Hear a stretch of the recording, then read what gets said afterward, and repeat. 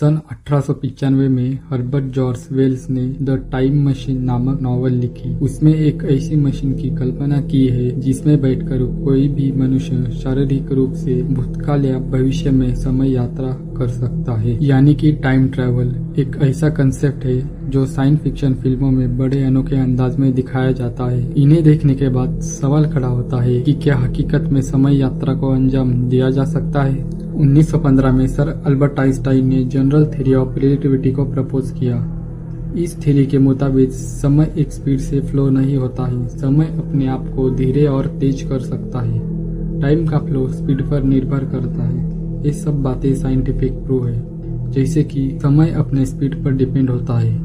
समय यात्रा स्पीड से पॉसिबल है क्योंकि हमारे ब्रह्मांड की स्पीड लिमिट 3 लाख किलोमीटर पर सेकंड है।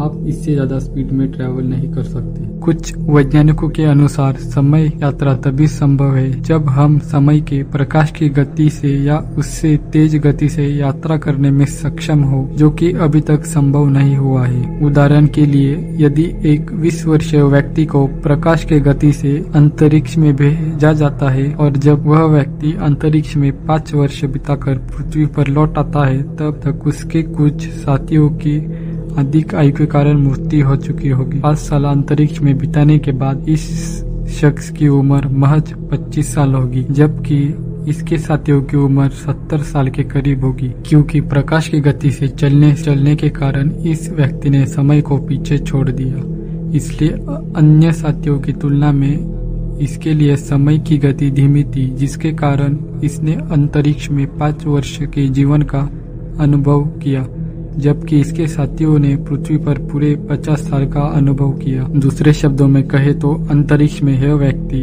भविष्य के 50 साल आगे पहुंच गया था और पृथ्वी पर वापस आकर अपने अतीत को देख रहा था। अब जैसे कि हम समय की गति से यात्रा कर सकते हैं, लेकिन अभी तक ऐसी कोई टाइम मशीन नहीं बनी है जो समय की गति से चल सके। इसका मुख्य कारण है कि टाइम मशीन को समय की गति चलाने के लिए हमें भारी मात्रा में ऊर्जा की आवश्यकता होगी।